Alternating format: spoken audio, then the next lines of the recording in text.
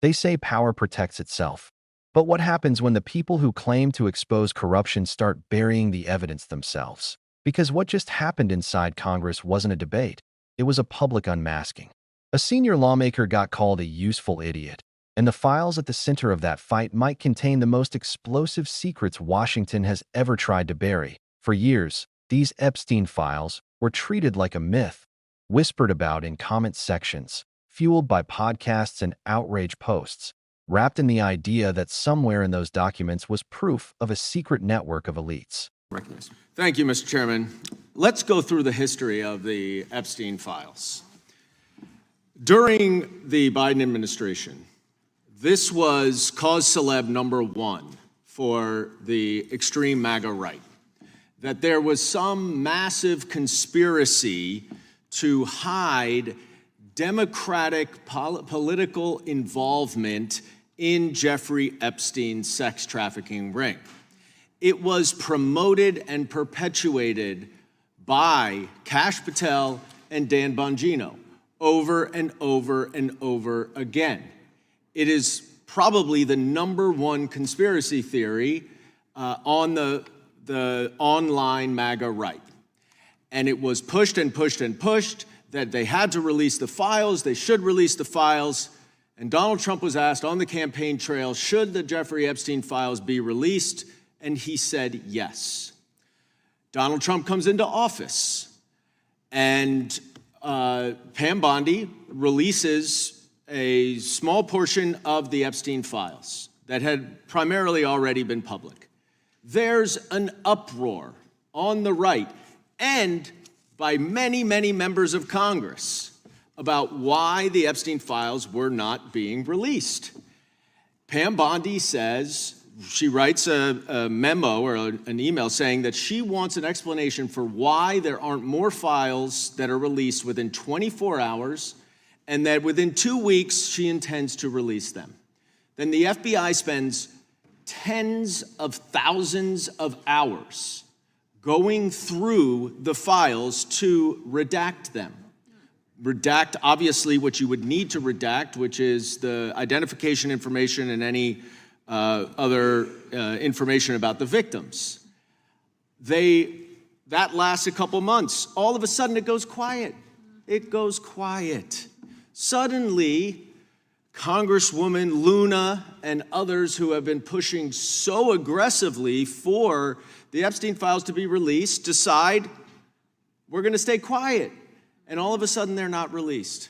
Well, what do we learn next? Oh, we learn, actually, this whole right-wing conspiracy theory is BS. It is bogus, and Donald Trump is in the Epstein files. So now, all of a sudden, the Republicans who were so aggressively intent on releasing the Epstein files because they were going to be a huge, explosive story about Democrats involved with Jeffrey Epstein are quiet. So the irony of these Republicans accusing the Democrats now of only being interested in this is for political purposes is so thick that it is almost sucking us into the quicksand. But let's go a step further. Let's go a step further. Because now the cover-up is getting so deep and so intense that this committee, which has oversight over the Department of Justice and would ordinarily be the one that is doing this investigation, is running away from it. Why?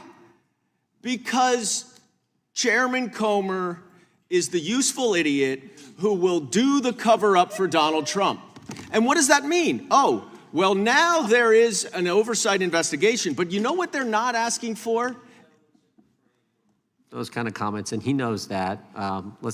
Gentleman's recognized. Now, the oversight committee is doing an investigation, but you know what they're not asking for?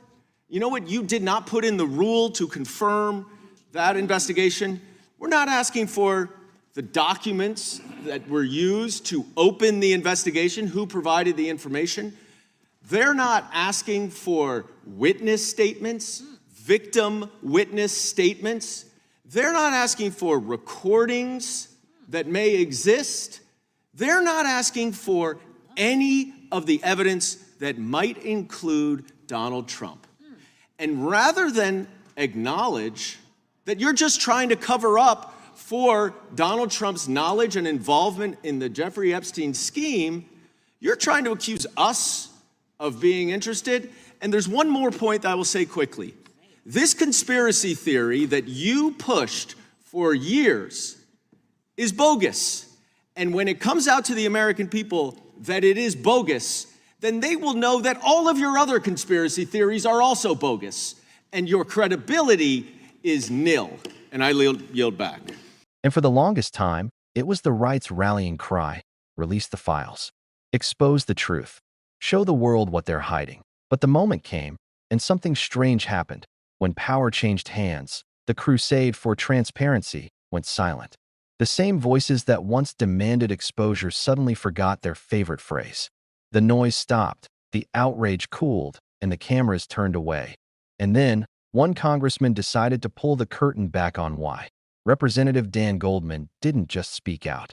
He detonated a truth bomb in real time. In front of cameras, in front of his colleagues. He accused the Oversight Committee, the very group supposed to investigate corruption, of protecting it instead. He didn't hold back. He called Chairman Comer a useful idiot, the person doing the dirty work of shielding those at the center of the Epstein scandal while pretending to investigate it. That phrase, useful idiot, might sound harsh, but inside Washington, it means something very specific: a pawn who doesn't realize he's being used. And Goldman wasn't just insulting him. He was warning the public that the investigation into the Epstein files had quietly turned into a cover-up machine. Oh, how did it get this twisted?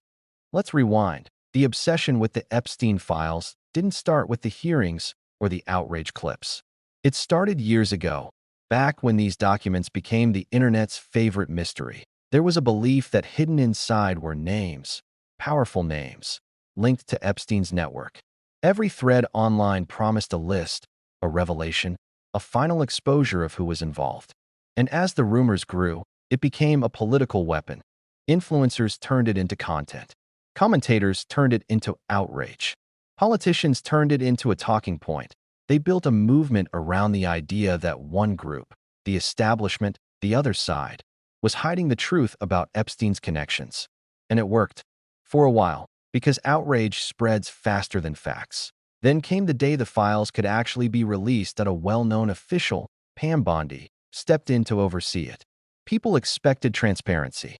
They expected to finally see what had been promised: names, documents, accountability. Instead, a small portion came out, mostly details that were already public. A tease dressed up as a revelation. The backlash was immediate.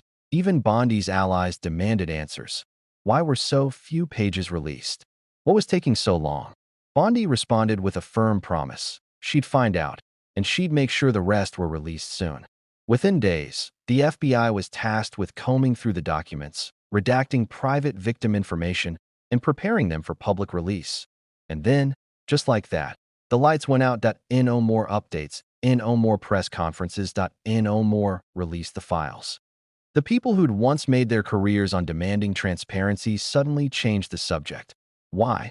Because something had shifted. Behind the scenes, the deeper investigators dug, the more uncomfortable the discoveries became. According to internal reports, the files weren't the smoking gun people expected, not against one political side, at least in fact. The evidence pointed somewhere much closer to home. That's when the movement for exposure turned into a mission of silence. Dan Goldman hinted at this directly. He said that after the review began, key figures who had been demanding full access suddenly didn't want to see anything else. The outrage stopped because the truth wasn't convenient anymore. And that's where the story gets darker. The Oversight Committee, the same one that had spent years shouting about corruption, had full authority to demand the unredacted materials. They could subpoena victim statements, interview agents, examine recordings, even review communications between Epstein's associates and government officials. But they didn't. They asked for none of it. Goldman laid it out, line by line. No victim witness statements, no investigative files, no recordings, no redacted sections of the documents. nothing that could reveal who else might be implicated. Why would a committee with that much power choose to look the other way? That's the question Goldman dropped like a grenade, and the silence that followed said more than any answer could. He accused the chairman directly of running interference, of turning a supposed investigation into a shield for those who might be involved. He said the committee wasn't searching for the truth, it was managing it. Think about that. The investigation designed to reveal the truth about Epstein's network might now be the very mechanism keeping it hidden. This is where politics meets power and power wins, because when an issue threatens to expose both sides of the aisle, both sides suddenly lose interest. When the files risk implicating the same people who fund campaigns, shape policies, and own the headlines, transparency becomes the enemy. That's why the outrage disappeared overnight. The story was never about justice. It was about control, and control thrives on confusion. As long as people argue over which side's monsters are worse, no one notices the pattern. That the real goal is to make sure no one sees the whole picture. That Goldman's confrontation wasn't just political theater. It was an X-ray of how misinformation gets weaponized. Step 1. Build the outrage. Step 2. Aim it at your opponents. Step 3. When it hits too close to home, bury it. And it works every time, because outrage is emotional currency. It makes people feel powerful even when they're being manipulated. That's the brilliance and the danger of the Epstein files narrative. It began as a promise of justice, but mutated into a shield of deflection. Every new rumor, every conspiracy post, every exclusive about hidden names kept the spotlight pointed away from the real players. Meanwhile, the victims, the actual people at the center of this horror, were sidelined. Their stories became political weapons instead of calls for accountability. That's the tragedy. Goldman was pointing to beneath the anger, because when politicians use trauma as ammunition, the truth dies quietly behind closed doors. And those doors are exactly where the most powerful people want it to stay. Think about how carefully this was orchestrated. First, turn the story into a partisan fight. Second, flood it with speculation so no one can tell what's real. Third, release just enough information to look transparent, but not enough to cause damage. To be why the time the public realizes what's missing, attention has already moved on, and the cycle resets. That's why Goldman's words hit like a thunderclap. Calling a committee chair a useful idiot wasn't about insult. It was about exposure. He was describing the system itself, a network of willing participants who think they're fighting for truth, but are actually being used to bury it. Because nothing terrifies the powerful more than uncontrolled truth. The moment information escapes the filter of politics, it becomes dangerous. That's what this fight over the Epstein files represents. Not just a scandal, but a case study in how power handles accountability. Every redaction, every withheld document, every delayed release isn't just bureaucracy.